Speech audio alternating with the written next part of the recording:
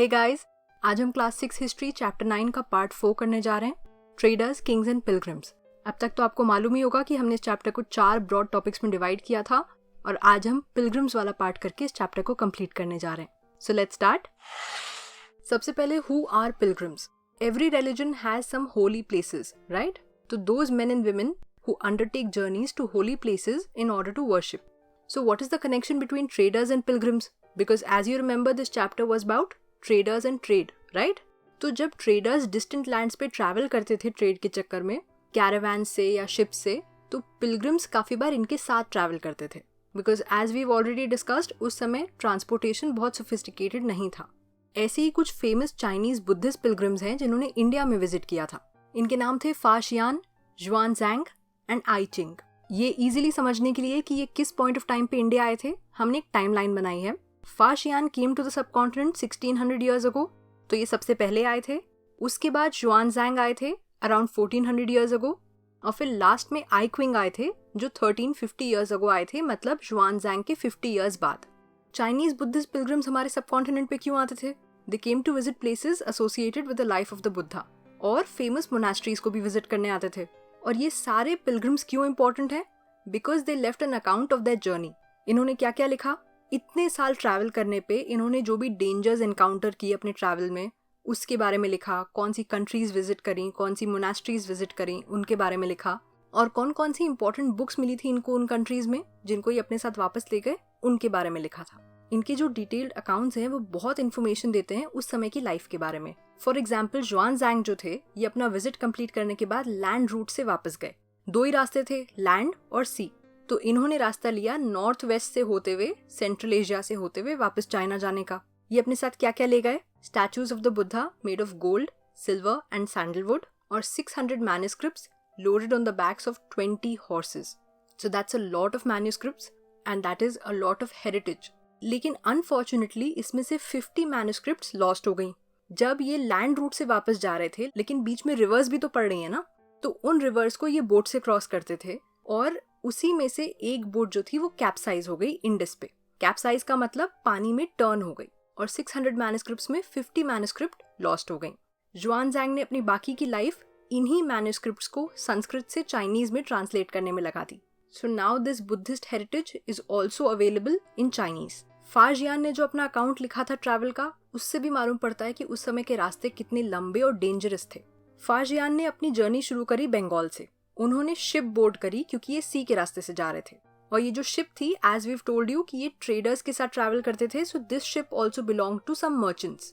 ये लिखते हैं कि इन्होंने सिर्फ 2 दिन तक ट्रैवल किया था जब सी में एक बहुत बड़ा स्टॉर्म आ गया। जो मर्चेंट्स थे वो अपना मर्चेंडाइज पानी में फेंकने लग गए, जिससे शिप का लोड हल्का हो जाए और वो स्टॉर्म को झेल पाए। फा शियान के पास ज्यादा बिलोंगिंग्स तो थी नहीं, पर जो भी थोड़ी बहुत पर्सनल बिलोंगिंग्स थी उन्होंने उसको भी फेंक दिया, लेकिन अपनी बुक्स और बुद्धा जी के स्टैचूज को उन्होंने अपने पास ही रखा। फाइनली 13 डेज बाद ये स्टॉर्म खत्म हुआ, और उन्होंने उस सी का डिस्क्रिप्शन दिया है कि इस स्टॉर्म में पता लगाना मुश्किल था कि ईस्ट या वेस्ट कहाँ है और क्या हो रहा है वर्ल्ड में, कुछ समझ नहीं आ रहा था। It was a very big dangerous storm, but they survived. उनको 90 डेज से भी ज्यादा लगे जावा पहुंचने में। जावा इंडोनेशिया में है, आपको मालूम होगा। वहां पे इन्होंने ऑलमोस्ट 5 मंथ्स तक हॉल्ट किया। उसके बाद इन्होंने एक सेकंड मर्चेंट शिप ली वापस चाइना जाने के लिए। इन्हीं चाइनीज बुद्धिस्ट पिलग्रिम्स के अकाउंट से हमें एक और बहुत इंपॉर्टेंट चीज मिली है, the account of Nalanda. Nalanda एक unique centre of Buddhist learning था। जुआनजैंग और दूसरे पिलग्रिम्स ने काफी समय बिताया नालंदा में पढ़ाई करते हुए। नालंदा कहाँ पे है? प्रेजेंट डे बिहार में। ये सबसे फेमस बुद्धिस्ट मोनास्ट्री है उस पीरियड की। इस मोनास्ट्री का डिस्क्रिप्शन बहुत ब्यूटीफुली दिया है जुआनजैंग ने। The teachers are men of highest ability and talent. वो बुद्धा जी की टीचिंग्स को फुल सिंसियरिटी से फॉलो करते थे।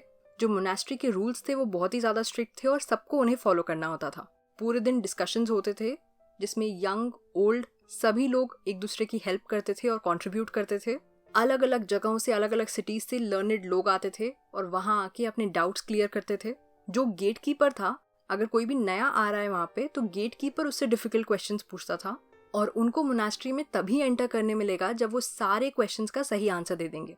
और वो क्वेश्चंस इतने टफ होते थे कि 10 में से 7 या 8 लोग उनका आंसर नहीं दे पाते थे।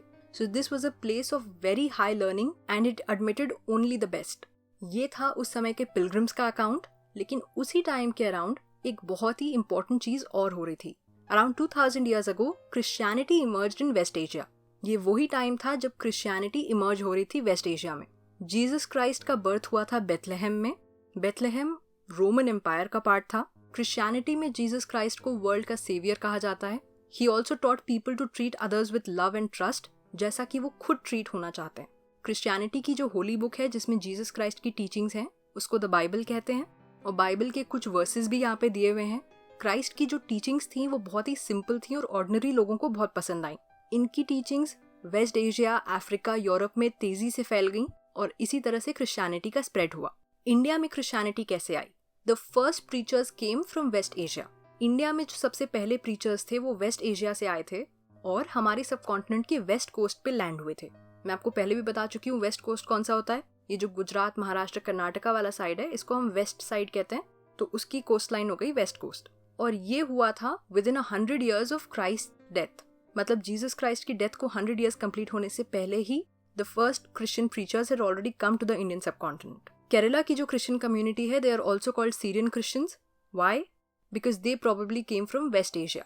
और कहा जाता है कि केरला की क्रिश्चियन कम्युनिटी वर्ल्ड की ओल्डेस्ट क्रिश्चियन कम्युनिटीज में आती है। और इसी के साथ हमने चैप्टर 9 कंप्लीट कर लिया है। I know it was divided into 4 parts. It's a long chapter with a lot of important information, but I hope we've cleared it for you. अगर आपको ये लेक्चर पसंद आया हो तो don't forget to subscribe because it really motivates us and conveys your appreciation to us. I will see you guys next time with the next chapter. तब तक के लिए stay safe and study well. Bye bye.